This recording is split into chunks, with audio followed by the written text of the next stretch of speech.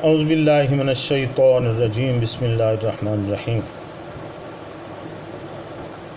حضرات گرامی، میں آپ سے مخاطب ہوں اور چند ضروری باتیں کرنا چاہتا ہوں۔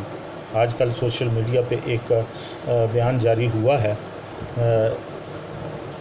جس میں شاہ محمود قریشی صاحب یہ بات کہتے ہوئے نظر آ رہے ہیں کہ عمران خان اور بشریٰ بی بی نے آپس میں نکاح نہیں کیا بلکہ متاع کیا ہے۔ پتہ نہیں کیوں ان کو یہ ضرورت محسوس ہوئی کہ انہوں نے یہ بیان دیا۔ لگتا یوں ہے کہ انہوں نے اس سوال سے بچنے کی کوشش کی ہے جو عمران خان اور بشریٰ بی بی کے بارے میں اکثر کیا جاتا ہے کہ انہوں نے عدت کے دوران نکاح کیا اور یہ حرام تھا۔ بات جو بھی ہو،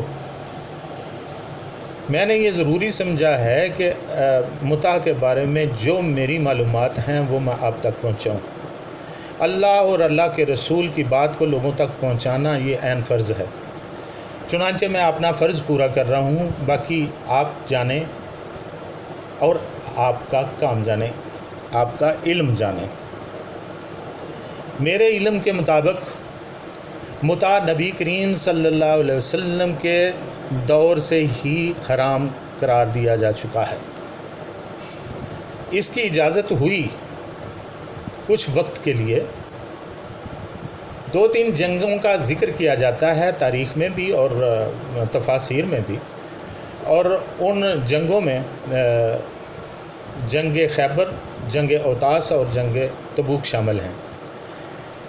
بعض علماء نے صرف 2 جنگوں کا نام لیا ہے، جنگ تبوک کا نہیں، لیکن جنگ تبوک چونکہ نبی کریم صلی اللہ علیہ وسلم کے وصال اقدس سے کچھ ہی عرصہ پہلے ہوئی ہے، لہٰذا وہ بھی اس میں شامل سمجھی جاتی ہے۔ ان تینوں جنگوں کے دوران صحابہ کرام کچھ اضطراری کیفیت محسوس کیا کرتے تھے۔ چونکہ وہ اپنے گھروں سے زیادہ دور تھے تو وہ عورت کی طلب جو ایک فطری تقاضا ہے ان کو محسوس ہوتی تھی، اور زیادہ عرصہ باہر رہنے کی وجہ سے یہ ضروری تھا۔ تو انہوں نے اس اپنی کیفیت کا نبی کریم صلی اللہ علیہ وسلم سے اظہار کیا اور ان سے مدد چاہی۔ اللہ تعالیٰ نے نبی پاک صلی اللہ علیہ وسلم کو حکم دیا کہ ان کو یہ کہا جائے کہ آپ لوگ وقتی طور پر عورتوں سے نکاح کر سکتے ہو، جسے متاع کہا جائے گا، اور یہ محدود وقت کے لیے ہوگا۔ اس کے مختلف قوانین ہیں، ضابطے ہیں، لیکن وہ بڑی ڈیٹیل کی بات ہے۔ بہرحال نبی پاک صلی اللہ علیہ وسلم نے ان کو اجازت دی کہ آپ وقتی طور پر نکاح کر لو، کسی کپڑے کے عوض یا کسی مال کے عوض، اور ان سے نکاح کر لو، لیکن یہ نکاح وقتی ہوگا۔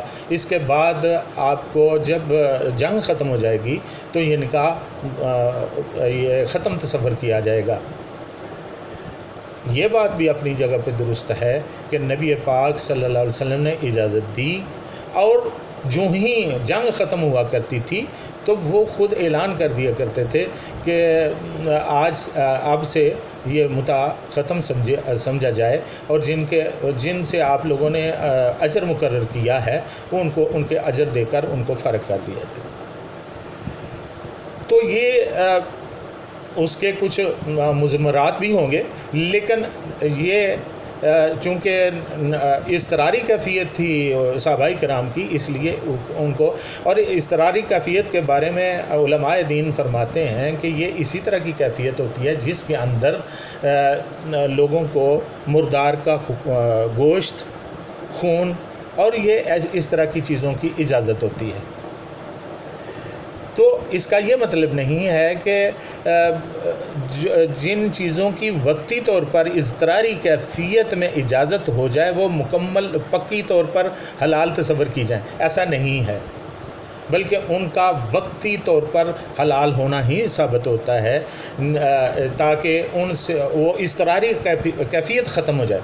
یہی کیفیت اس وقت صحابہ کرام کی تھی جس کی وجہ سے اجازت دی گئی، اور پھر خطبہ حجۃ الوداع کے وقت نبی کریم صلی اللہ علیہ وسلم نے اس کی مکمل حرمت کا اعلان فرما دیا اور حرمت قطعی کا اعلان کیا، اور فرمایا کہ آج کے بعد متع حرام ہے، اور اس وقت سے لے کر اب تک اور اب سے قیامت تک یہ متع حرام ہی رہے گا، یہ کسی طور پہ بھی حلال نہیں ہے۔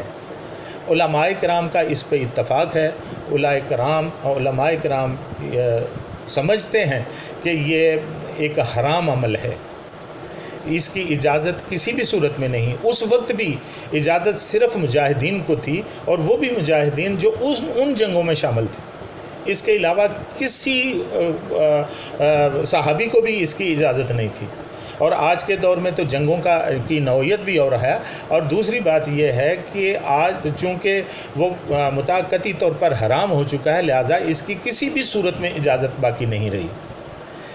مجاہدین بھی اس سے کوئی فائدہ نہیں اٹھا سکتے۔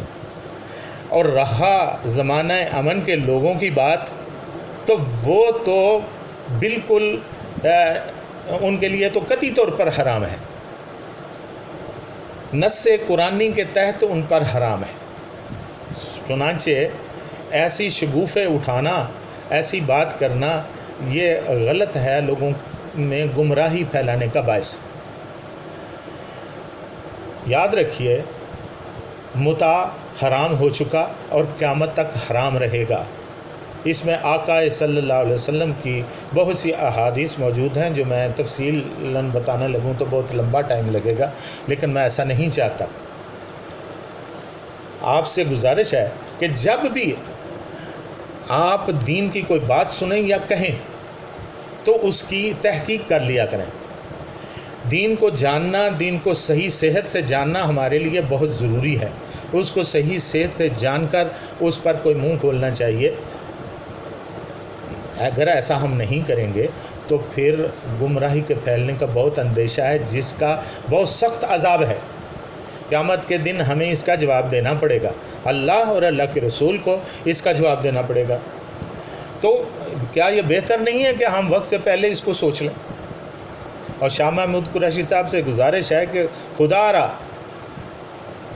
آپ دین کے معاملات میں بغیر جانے منہ نہ کھولا کریں۔ اللہ تعالیٰ آپ کو دین کی سمجھ اور توفیق عطا فرمائے۔ آمین۔ وآخر دعوانا ان الحمدللہ رب العالمین۔